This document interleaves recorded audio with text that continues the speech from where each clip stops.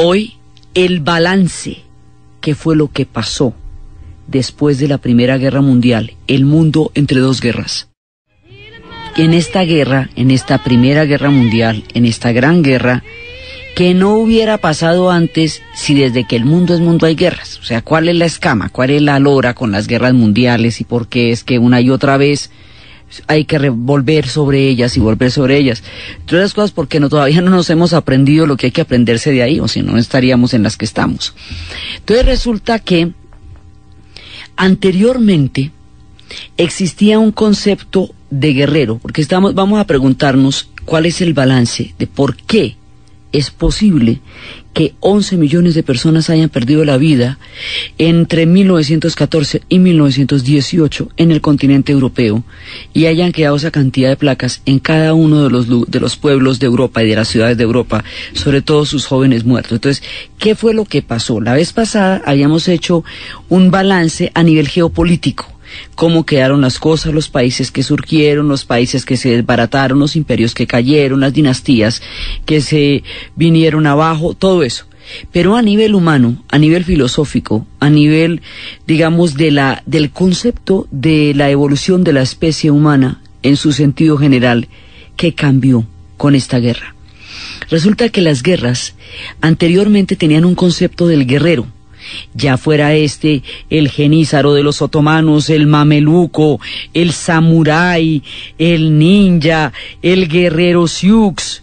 Estos guerreros tenían una preparación interior y tenían una destreza. Por ejemplo, los samuráis tenían el camino del bushido, que era lo que significaba la senda interior del guerrero. Los guerreros de todas las artes marciales, de cualquiera que sea su modalidad, tienen una interacción espiritual y física que requiere años de entrenamiento.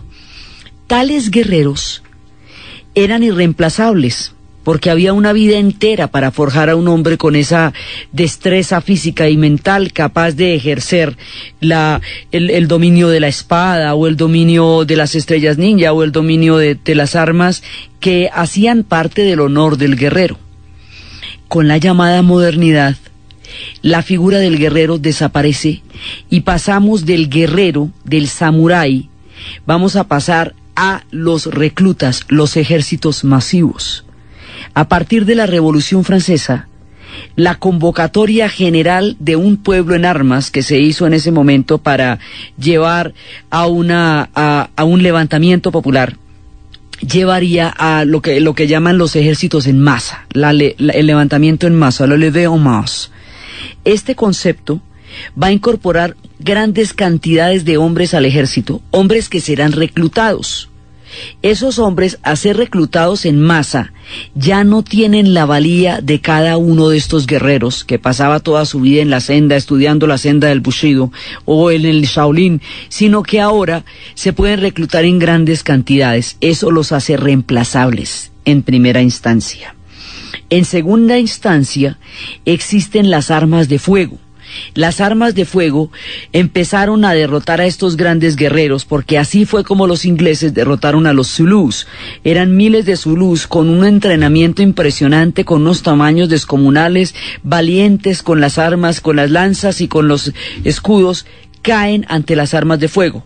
La introducción de las armas de fuego dentro de la guerra va a hacer que muchos pueblos vayan a desaparecer o a quedar sometidos, como el caso de los zulú en África, de los pueblos africanos en general, de los pueblos de la pradera. Los indios de Norteamérica van a quedar totalmente aniquilados bajo el rifle de repetición, y así muchos guerreros en el mundo entero van a desaparecer, y eso es lo que le va a permitir a los europeos la hegemonía que han tenido a partir de la introducción de las armas de fuego, porque eso es pelea de toche con guayaba. Se viene el guerrero más aguerrido, más sabio y más sensacional, y un rifle de repetición lo baja de one. Entonces ahí ya se pierde pues el sentido del honor, del cuerpo a cuerpo, de la destreza.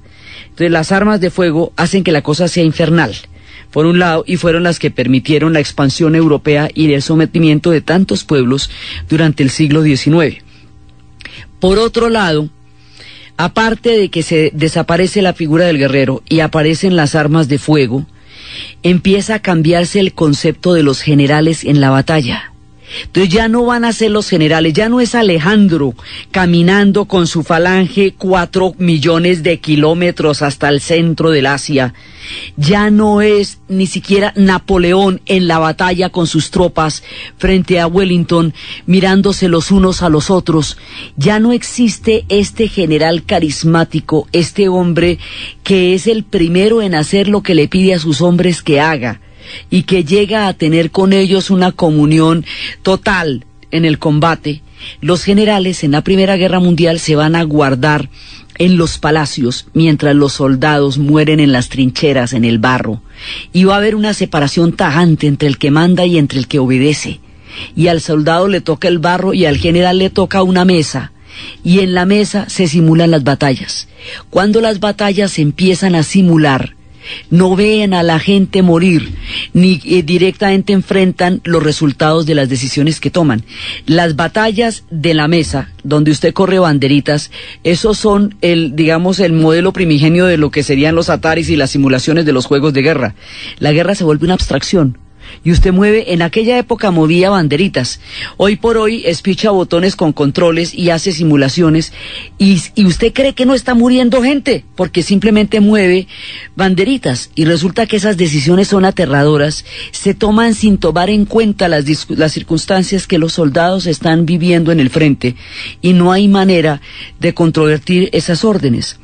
Entonces, esta separación va a crear una profunda inconsciencia, en muchos casos, entre los generales y los hombres que están en el frente, porque aquí ya empieza a entrar en una relatividad total el concepto de la vida. Ya esto se va a plantear de una forma en que el concepto de la vida deja de importar. Entonces, vamos desde una concepción de la guerra de las batallas definitivas. Se creía que antes era la batalla definitiva, la batalla con la que se acababa todo. Entonces, Europa está llena de los nombres de la batalla definitiva, desde la Gare d'Austerlitz en Francia por la batalla en que Napoleón venció a los austriacos y se coronó de gloria, la estación de Waterloo en Londres, la más grande de todas, Waterloo Station, en conmemoración a la batalla donde fue derrotado Napoleón, la plaza de Trafalgar en Londres. Todas estas eran las batallas definitivas. En la Primera Guerra Mundial no va a haber batallas definitivas. Va a haber batallas de desangre, va a haber batallas de desgaste. Y cuando se introduce la guerra de desgaste, hay un concepto macabro ahí. Cuando usted va a desgastar un ejército, ¿qué significa? Que va a esperar a que el desangre de sus propios hombres y el desangre de los hombres del bando contrario llegue a ser tan aterrador que uno de los dos se rinda y usted gane batallas en las cuales el otro perdió 400.000 hombres y usted perdió 395.000. ¿Qué clase de victoria es esa? En la antigüedad, cuando un hombre ganaba batallas a tales costos, esas batallas no se consideraban una victoria, se le llamaba una victoria pírrica por el general griego cuando mandaba a sus hombres a batallas de tales características que no importaba el resultado, la victoria era a un costo tal que no valía la pena. Eso se consideraba un fracaso militar. Si usted perdía la mayoría de sus hombres, se consideraba que había cometido un fracaso militar, aunque el resultado le fuera favorable. Ahora, esto deja de ser una equivocación para convertirse en una táctica. Entonces muchos hombres van a ir a la guerra y los resultados de esas batallas, como habíamos visto, no son significativos, pero los costos son altísimos. A esto le agrega usted la industrialización. Cuando usted está moviendo con trenes, con cantidades de trenes, usted no puede detener esas órdenes. La movilización general, millones de hombres en el frente, en un momento dado, usted no los puede devolver.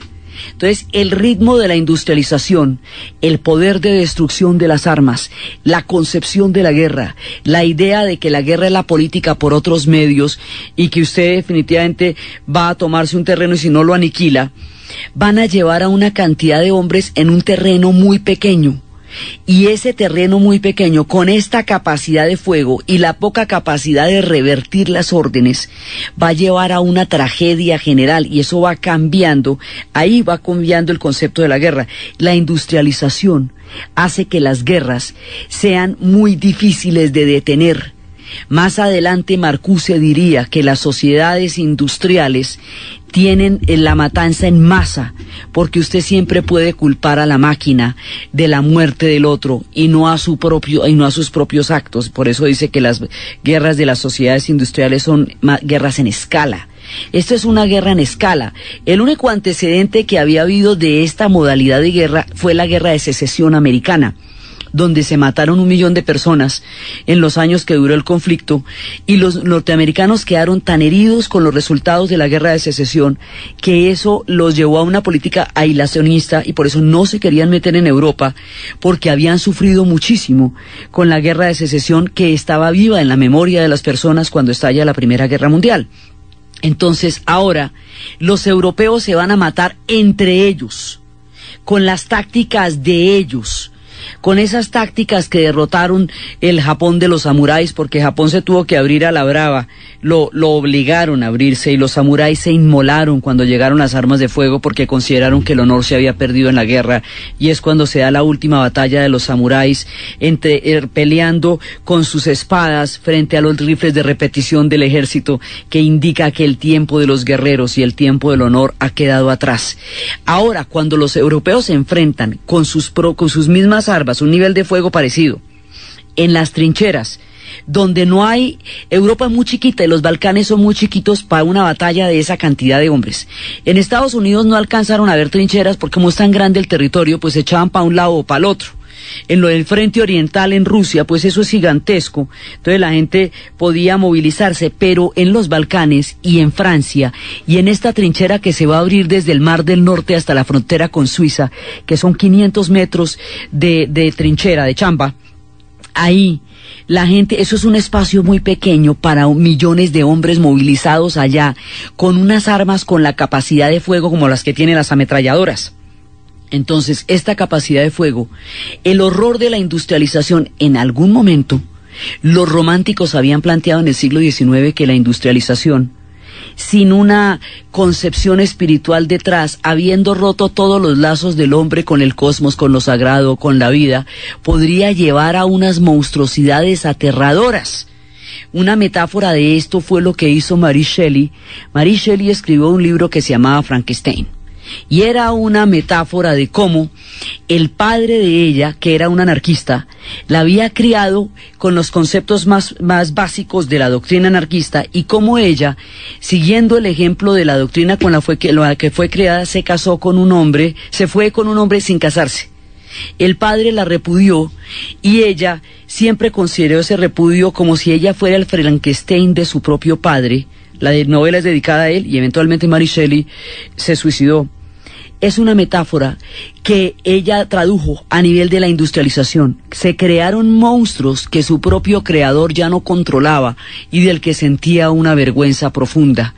La Primera Guerra Mundial es el Frankenstein de la tecnología y de la industrialización al servicio de la mortandad, del absurdo, de la arrogancia y de la soberbia.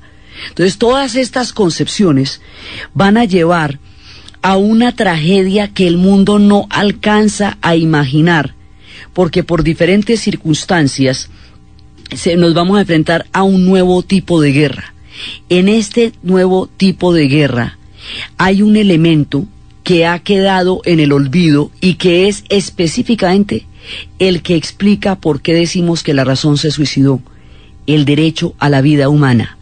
Todo el pilar de la historia de Occidente y el desarrollo de las ideas de la Ilustración y de los derechos del hombre está fundamentado en la vida humana como valor por sí mismo, un valor que es, digamos, evidente en sí mismo, porque de ahí parten todos los derechos. La vida pierde todo valor en las trincheras, porque la manera como se va a dilapidar la vida de estos muchachos en estas estructuras de batallas hacen que no haya ningún respeto por ellos como personas, y que el sacrificio de miles por yardas, kilómetros o metros sea la constante, y ahí estamos atravesando los límites del suicidio de la razón.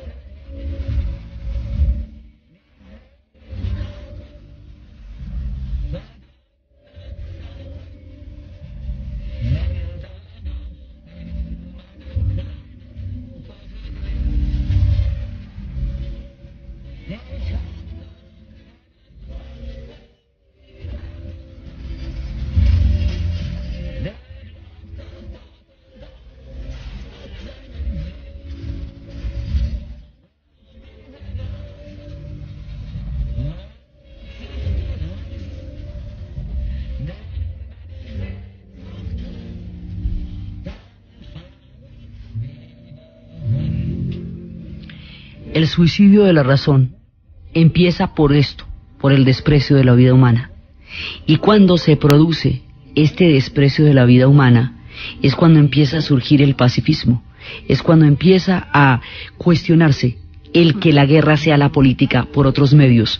Porque ¿qué tipo de política se ejerció en Europa durante estos 3 años que dejara a 11 millones de personas muertas, semejante cantidad de imperios despedazados, países enteros destruidos? ¿Qué clase de política fue esa? Entonces, a partir de ahí, hay una serie de novelas y películas que van a contar este absurdo y lo van a denunciar. Una de ellas es sobre una novela en el año de 1957. El gran cineasta Stanley Kubrick, que el mundo conocería por La Naranja Mecánica y por 2001 Odisea del Espacio, llevó a la pantalla, basada en una novela de Humphrey Cobb, una película que se llamaría Caminos de Gloria. La película trata de una serie de órdenes absurdas que en cadena van a generar una injusticia aterradora. Un general quiere llegar a una colina antes que el otro general de su mismo bando. Va y convence a un coronel que mande a sus hombres a tomarse la colina llamada El Hormiguero, The Ant Hill. Esa colina es inexpugnable y está totalmente custodiada por el ejército alemán, y el regimiento que tiene que tomársela está altamente herido y está profundamente diezmado por las batallas recientes. Luego no tiene con qué responder y no le van a dar apoyo. El coronel, en busca del ascenso que le ha prometido el general, y el general, en busca de la gloria de llegar primero antes que el de al lado, planean una batalla que es una trampa mortal y una muerte segura, porque no tienen ningún chance de tomarse esa colina y quieren crear toda una aureola de gloria alrededor de eso.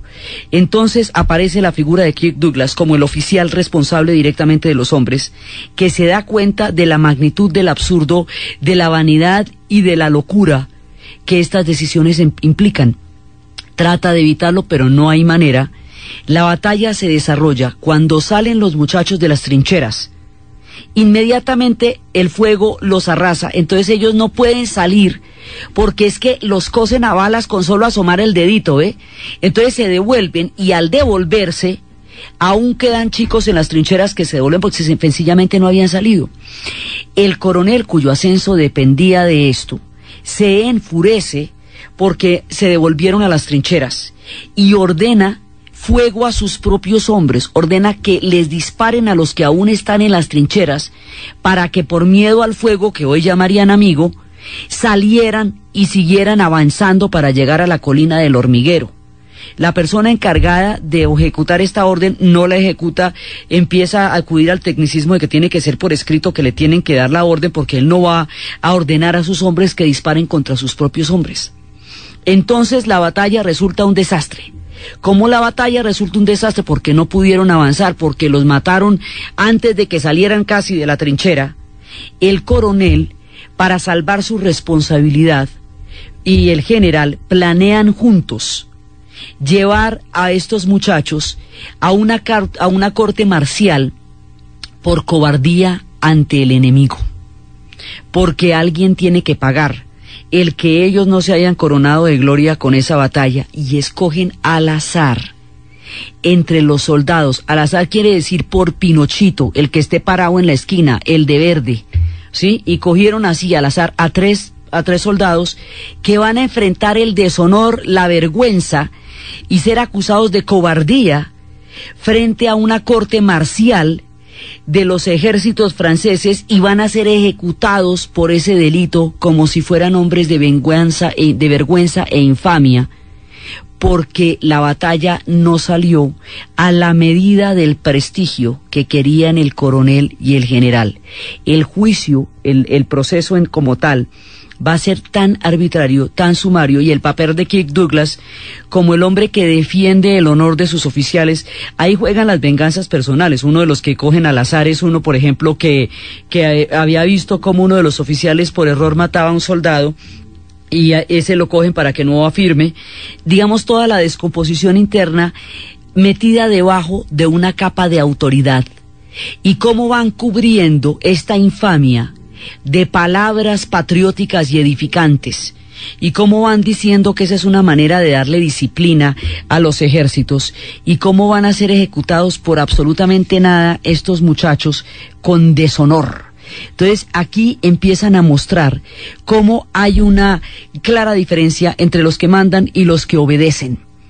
Y se van a mostrar cómo estos personajes van a ser el chivo expiatorio de una situación que para nada les había compelido a ellos y por los cuales van a pagar con la vida. De la película, el título de la película es tomado de un poema que dice que los senderos de la gloria conducen únicamente a la tumba. Esta película, como es una fuerte crítica a la arrogancia que en ese momento tuvieron los generales y a la manera tan displicente como dilapidaron la vida de estos muchachos que murieron en la Primera Guerra Mundial, y como es hecha de lado, digamos, sobre casos reales. O sea, lo que va a hacer Kubrick es tomar una serie de casos que sí se presentaron en la Primera Guerra Mundial, como que efectivamente hubo un general que ordenó que mataran a sus propios hombres para que salieran las trincheras. También hubo procesos así al azar para justificar un fracaso de un general que se jugaba el ascenso si no encontraba un responsable. Lo que hizo fue encadenar estos hechos, tomándolos de la novela y llevándolos a la película. La película como tal tuvo todos los problemas de distribución. Fue prohibida en Francia, la película es hecha en 1957, fue prohibida en Francia hasta 1980, hasta la era de Mitterrand. No se pudo proyectar esta película en Francia. Como se hace durante el 57, en la época del macartismo, cuando viene la propaganda de la Guerra Fría, pues eso a nadie le interesa. Entonces en Estados Unidos no le para muchas bolas. La película tocó filmarla para que vea cómo son las paradojas de la vida en Alemania en el 57, y los extras son policías alemanes, porque no se podía, la película no se pudo proyectar en Bélgica sino hasta los 70s.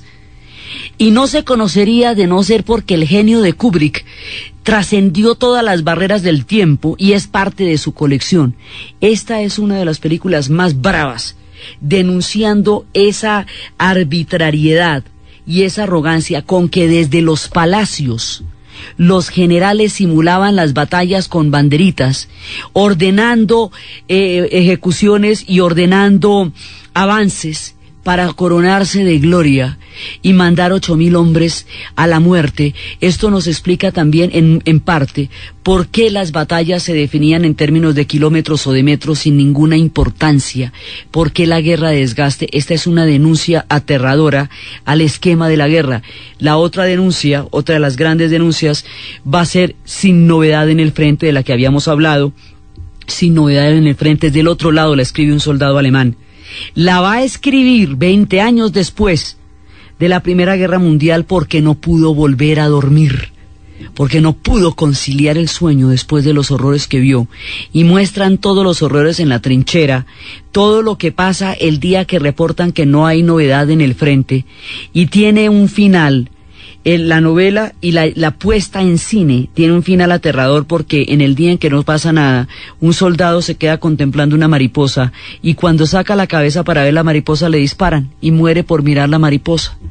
Sin novedad en el frente sale cuando ya está empezando el nazismo en Alemania y están tratando de volverles a vender la idea de la guerra. Luego va a ser prohibida y va a tener también cualquier cantidad de problemas. El pacifismo, como una tendencia política, se fundamenta en el absurdo de la Primera Guerra Mundial. Ahora, esto es una parte de la verdad. Estos soldados murieron por nada y los generales despreciaron la vida de sus hombres. La otra parte de la verdad es que si la lección hubiera quedado tan bien aprendida, entonces no debería haber una segunda. Y en Alemania marcharon juntos oficiales y soldados hacia una hecatombe a la que llevaron al mundo también en una Segunda Guerra Mundial. Entonces esto, el pacifismo, el absurdo y la conciencia histórica que esto conlleva es una parte de la verdad, pero no la única, o si no, no hubiera habido otra guerra. Si todo el mundo hubiera quedado tan asqueado, pues no se echan la siguiente, pero se la echaron. Entonces hay una parte aquí que es todo lo que tiene que ver con el suicidio de la razón y con el pacifismo como una postura política frente a una circunstancia en la cual el mundo se ha suicidado. Ahora, los balances tienen muchos puntos de vista. Desde el punto de vista de la evolución, toda la teoría de política que maneja Occidente se basaba en el esquema de la evolución de Darwin, es decir, en la creencia que el mundo va hacia niveles de superación, que va a mejorar, que se va a convertir en un mundo más amable y que los hombres avanzan y perfeccionan sus estructuras. Inclusive de la teoría de la evolución, y muy a pesar de Darwin, sacaron historias como que había razas mejor adaptadas y más fuertes porque habían sometido a las otras, y con eso se fundamentaron en lo que creían la superioridad cultural y civilizadora del pueblo europeo, de los pueblos europeos, en nombre de los cuales se dio el colonialismo. Desde el punto de vista de la evolución, ¿qué clase de especie, cuando ya tiene unas condiciones de adaptación al medio sumamente desarrolladas, decide aniquilarse? Si lo preguntamos así, no hay respuesta desde Darwin. La respuesta vendría desde el doctor Sigmund Freud. El psicoanálisis entraría a jugar un papel preponderante, porque de otra manera, por la razón misma, no se puede explicar esta barbarie, sino porque fuerzas oscuras gobiernan nuestra mente, y el psicoanálisis entra a ser un factor importantísimo para tratar de explicar el absurdo de esta realidad.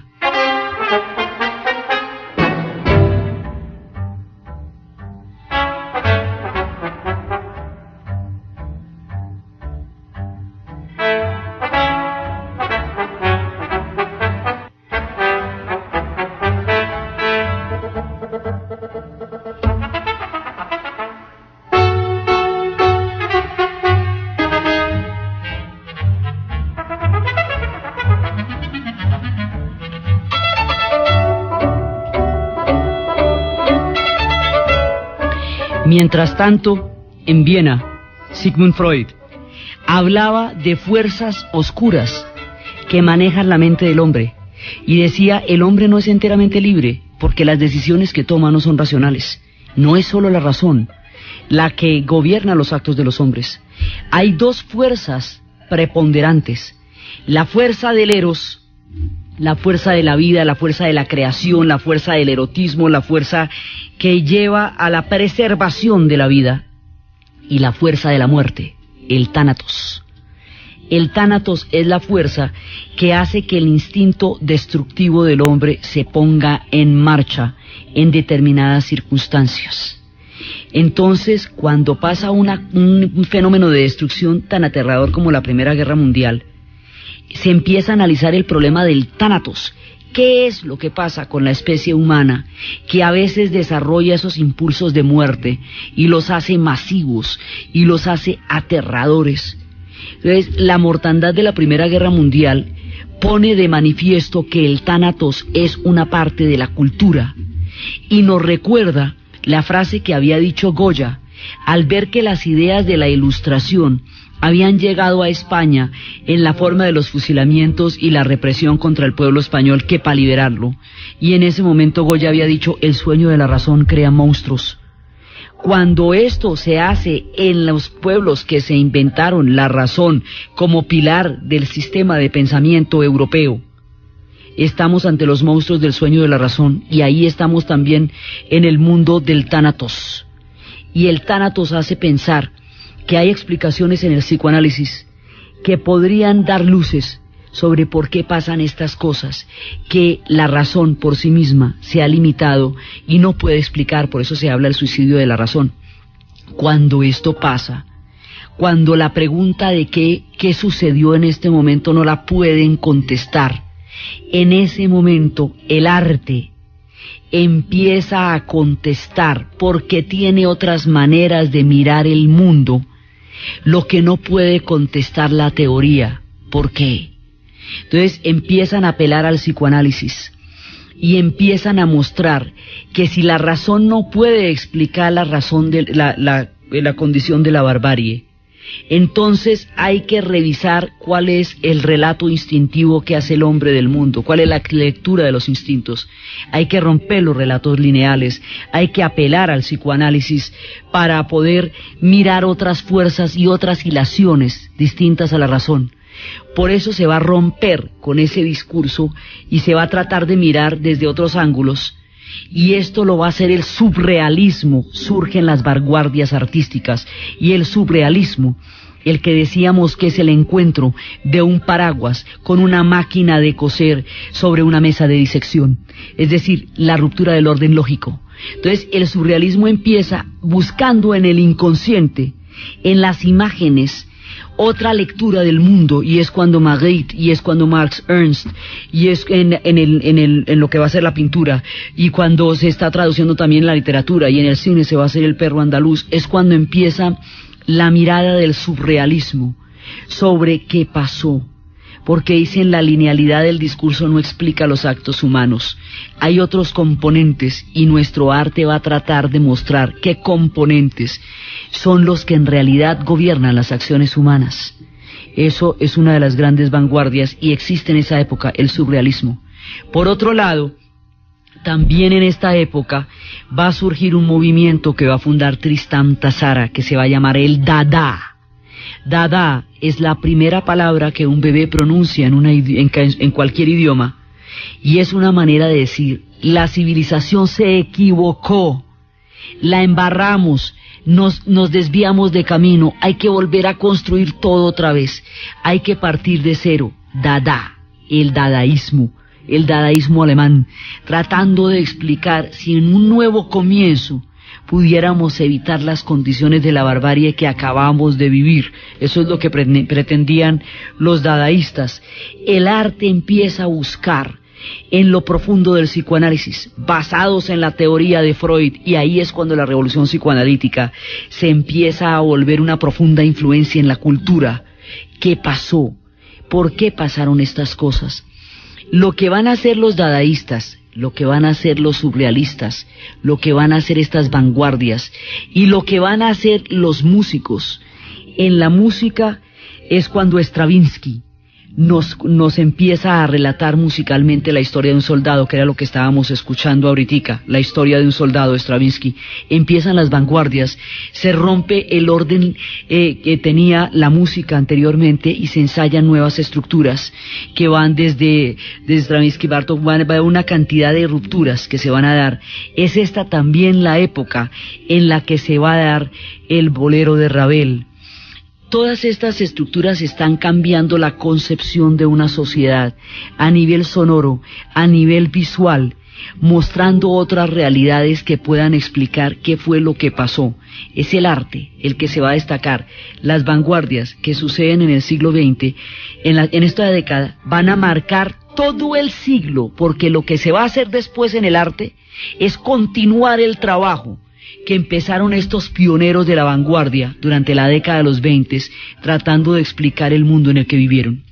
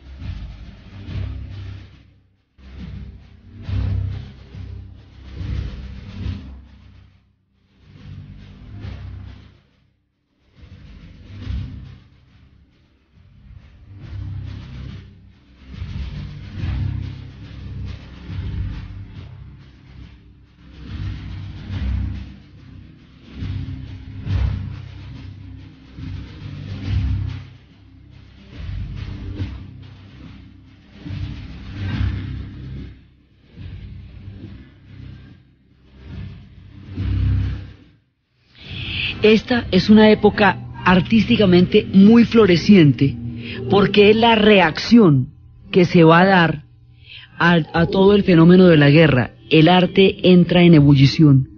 Y de aquí en adelante, inclusive lo que va a ser el arte pop en los 60 es una continuación de las vanguardias artísticas del surrealismo y el Dada, lo que se va a desarrollar en la música también. O sea, queda planteada la experimentación, la vanguardia, la búsqueda desde el arte de una respuesta al absurdo que supuso la Primera Guerra Mundial. Esta es la época también de Isadora Duncan, cuando ella revoluciona todo lo que va a ser el baile. Esta revolución se va a dar allí, en el baile, cuando Isadora Duncan crea un arte totalmente distinto, cuando las vanguardias están planteando todo esto. Es también la época en que Tolkien, habíamos hablado alguna vez, que vivió el horror de las trincheras, va a crear un mundo de mitología, para ver si desde el honor de las antiguas mitologías se puede recuperar el valor de la vida, el valor de la lealtad, el valor de todos aquellos paradigmas que han quedado enterrados en las trincheras, y eso lo va a llevar a sacar del fondo del olvido de las lenguas antiguas una estructura increíble de las mitologías celtas y bretonas para construir lo que en principio sería en Hobbit y más adelante sería El Señor de los Anillos. Es una reacción porque sus compañeros con los cuales estaba construyendo un mundo mitológico cayeron en las trincheras de la Primera Guerra Mundial. Y ellos se habían planteado que dónde estaba el honor en ese mundo, y encontraron que solamente estaba en la mitología. Y por eso crearon toda esa mirada hacia la literatura desde la mitología, pero como ellos murieron, Tolkien siente la responsabilidad personal y generacional de llevar a cabo la obra que empezó con sus amigos, y empieza toda la investigación que primero lo llevaría a escribir El Hobbit y luego su obra cumbre, los 3 tomos del Señor de los Anillos, que esos los veremos porque los va a hacer durante la Segunda Guerra Mundial. Entonces, en la literatura se están dando revoluciones en muchas medidas, y también se están dando en la pintura, y también se están dando en la música, y es esto lo que permite un distanciamiento y una mirada sobre el horror de lo que pasó. El arte, solo el arte, salva al hombre del absurdo cuando se mete en lo profundo de los abismos de la oscuridad del Tánatos. Es entonces cuando el arte hace posible la vida. Entonces, en ese momento pasa la historia de las vanguardias, están sucediendo todas estas explosiones culturales en el arte para tratar de explicar lo que pasó. La gente, por el otro lado, siente una necesidad enorme de huir de tantos fantasmas, porque es que además empiezan a aparecer los traumas de guerra, el shock, el estrés postraumático. Eso es uno de los episodios que le va a dar al oficial inglés en la taberna de la hija de Ryan en la película, cuando empieza a sentir esa psicosis de guerra y empieza a sentir el tableteo, las ametralladoras, y empieza a temblar. Miles de hombres, los que regresan, van a llegar mutilados por dentro o por fuera. Es decir, van a llegar sin un brazo, sin una pierna, sin un ojo, o con el alma completamente destruida, o con las dos. El shock de la guerra, la cantidad de tiempo sometida a las pesadillas de las trincheras, el tableteo de las ametralladoras, los explosivos, las armas químicas en la trinchera, el miedo permanente, las ratas, el invierno, todo eso va a hacer que la gente que viva esto no lo pueda olvidar, pero no tanto como para que no vaya a haber una segunda. He ahí el enigma. Entonces, el mundo va a enfrentarlo, Europa va a enfrentar el shock postraumático por primera vez. Entonces los Estados Unidos empiezan a ponerse de moda, porque en América hay bailes y hay rumba, y porque quieren olvidar. Después de las guerras viene la rumba, porque la gente quiere olvidar, quiere dejar de pensar en esa pesadez tan espantosa. De todas maneras, la intervención norteamericana en Europa durante la Primera Guerra Mundial, si bien no va a tener la incidencia decisiva que tendría en la Segunda, porque efectivamente en la Segunda, después de Pearl Harbor, cambia el curso de la guerra, en la Primera es importante psicológicamente, porque habíamos hablado que era el efecto psicológico del tiempo de sangre de la guerra, lo que llevaría a los aliados a una paz, teóricamente hablando, pero la llegada de los norteamericanos neutralizó ese efecto psicológico, y en este momento los aliados dieron un nuevo aire, aunque no tuvieran ni el entrenamiento ni la capacidad bélica que los europeos habían desarrollado a lo largo de los conflictos. Su sola presencia fue suficiente para dar un aliento y tener un papel importante, no decisivo, pero sí importante. Entonces Estados Unidos empieza a relacionar con Europa después de mucho tiempo de una política de aislacionismo, y la música americana empieza a mostrarse como un aire distinto frente a la pesadez de la guerra. La gente quiere rumbear, se relajan las costumbres. ¿Para qué moral si no hay hombres? Es que no hay ni con quién. Entonces hay un momento en que la gente quiere meterse en el whisky y empiezan a tomar whisky y empiezan a fumar, y las mujeres se levantan las faldas y empiezan los locos años 20 y el foxtrot y el ragtime y el charleston y los vestidos vaporosos y los collares y los sombreros a mitad de las cejas.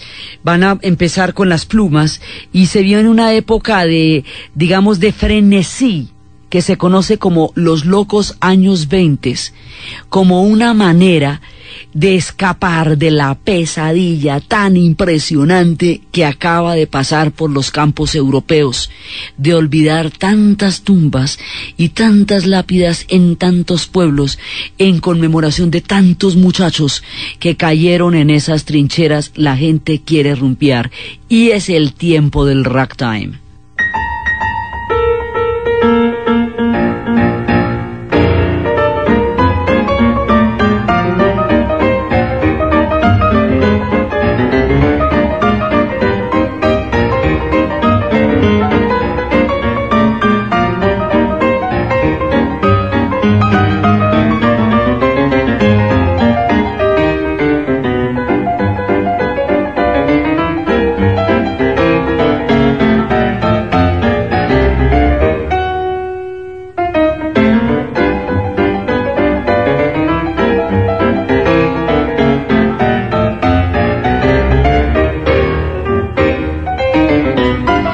Por eso, en las películas está la imagen de los años 20 con esos globos de colores que giran en las discotecas, con ese baile frenético del charleston, los tacones, las faldas arriba, porque las mujeres no quieren saber ya más de la pesadez.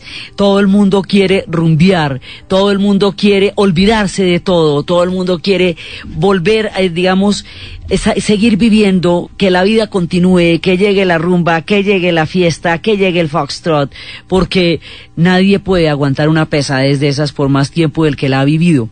La situación para las mujeres va a cambiar mucho después de la Primera Guerra Mundial, porque las sufragistas que habían creado todo el movimiento por el derecho al voto, se comprometieron de tal manera con los soldados en la Primera Guerra Mundial, como enfermeras, en el apoyo al frente, en el apoyo a los soldados, en todo lo que pudieron, que como recompensa, digamos, además las mujeres, cada vez que hay una guerra de estas, pues las mujeres tienen que ir a las fábricas, porque son las que hacen las armas, porque los hombres están en el frente peleando.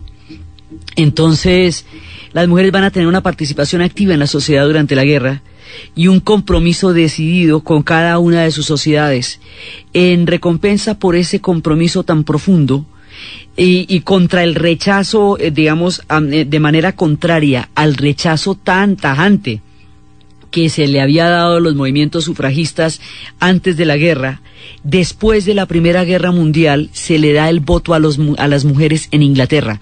Las sufragistas llegan por fin a la decisión política de la cual habían estado marginadas durante toda la época, porque en el momento en que se planteó la Revolución Francesa y el concepto de ciudadano, el voto era para el hombre y en rigor para el propietario. Es después de la Primera Guerra Mundial que en las sociedades europeas empieza la mujer a tener derecho al voto y a la decisión política. El primer antecedente había sido Nueva Zelanda, curiosamente, ya antes de la guerra, pero es en Inglaterra donde empieza a institucionalizarse el resultado de la lucha de las sufragistas por el derecho a la mujer a participar como ciudadana en el concepto de la política. Entonces, las costumbres, la vida cotidiana está cambiando. La mujer va a empezar a trabajar, la mujer va a empezar a vivir otro campo totalmente diferentes. Ya se han acabado los grandes sombreros, el cinematógrafo acabó con los grandes sombreros. Ahora viene toda esta época de liberación, de relajamiento, viene una época en la que se quiere olvidar y la vida cotidiana se transforma. Hay un problema, en un momento dado hay un problema de población gravísimo, porque quedan hombres muy viejos con mujeres muy jóvenes, porque toda la generación que está enterrada en los campos de Europa es la generación más fértil, más productiva. Acuérdese, ¿cuál es la ley de la guerra? Los más bellos, los más fuertes, los más productivos, los más aptos. Todos aquellos que son lo mejor de los hombres son los que los que van a morir en las guerras. Las guerras es el sacrificio de los hombres, en sacrificio al dios de la muerte. En la mitología griega se habla de el dios de la destrucción griega, Ares o Marte, que lleva a sus hijos, Fobos y Terror, anunciando su llegada en la guerra de la destrucción ciega, y Minerva en las guerras que tienen justicia. La generación que se sacrificó en las trincheras fue en honor a Marte, el dios de la destrucción ciega. Entonces se relajan las costumbres, ya no hay con quién, pero además hay otro problema, que la gente no quiere tener hijos. No quiere tener hijos porque no le da la gana traer al mundo niños en unas condiciones como las que acaban de ver en la guerra, porque una generación entera está debajo de los campos de Europa.